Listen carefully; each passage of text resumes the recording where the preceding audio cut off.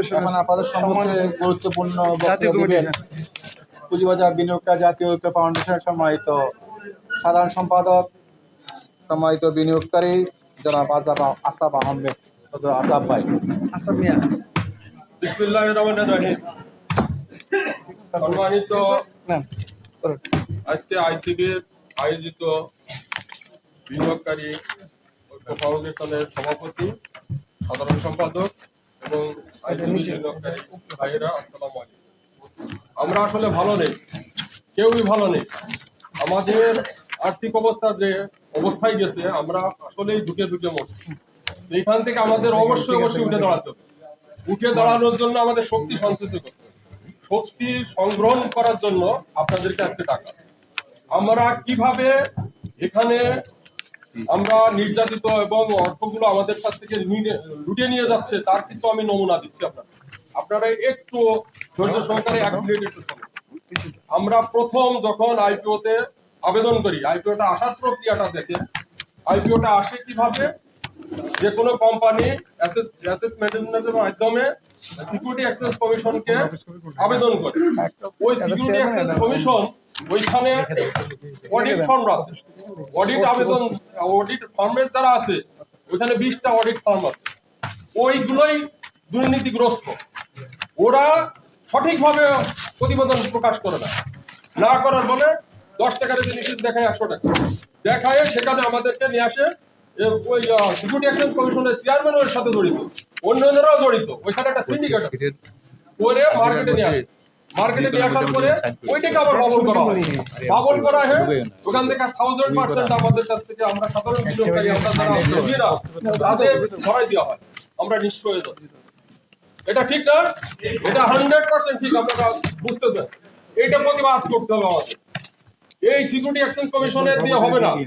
এই security exchange commission অনৈতিক, অনিয়মের সাথে আবার জড়িত হয়ে গেছে। সমস্ত শেয়ারের ফ্লোর প্রাইস উঠে গেছে, এখনো ম্যাক্সিং ফ্লোর প্রাইস ওঠে না কেন? ঠিক না? ওঠে না। আরো দেখেন, এখানে অনিয়ম কাজ করতেছে। যারা এখানে মনে করেন কোম্পানির পরিচালনা পরিষদ আছে, তাদের বাধ্যকতা আছে 2% শেয়ার হোল্ডিং করা, এদেরকে ধরে না। যারা 30% কোম্পানির টোটাল শেয়ার ধারণ করার কথা, তাদেরকে ধরে না। ধরে কাদের? এই বিনিয়োগকারীরা যাতে ক্ষতিগ্রস্ত হয়। গতকালকেও মিনিমাম 160 কোটি টাকা জরিমানা করছে। আমাদের বিনিয়োগকারী যাদের ছত্রছায়ায় বা আমরা যাদের সাথে মনে করেন ব্যবসা বাণিজ্য করি, তাদেরকে ধরা হচ্ছে। আপনি যদি ভাই একটা সাধারণ জিনিস বোঝেন, যদি শিকারী হন, মাছ ধরতে গেলেও আদার দেওয়া লাগে, আগে আদার দেন, আগে মার্কেটটা ভালো করেন।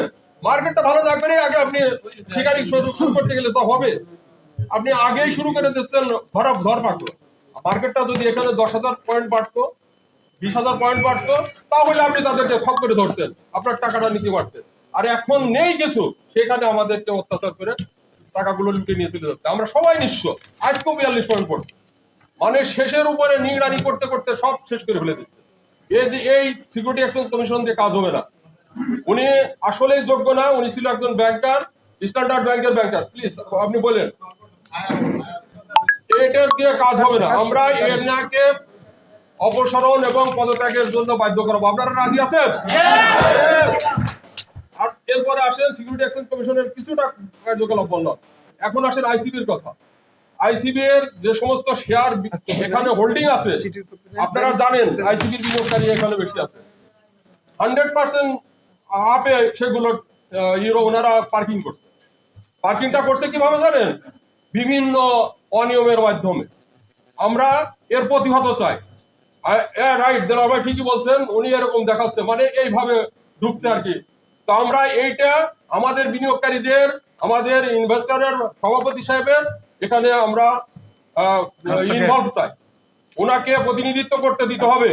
এরা আমরা দেখলে বুঝতে পারবো যে হ্যাঁ এই খাতে বিনিয়োগ হচ্ছে। আপনারা এটা রাজি আছেন? আমরা এটা চাই, এটা করতে হবে। ঠিক? হ্যাঁ, আপনারা এটা বিনিয়োগকারীদের প্রতিনিধি থাকবে, এটা কি একমত আছেন? Thank you.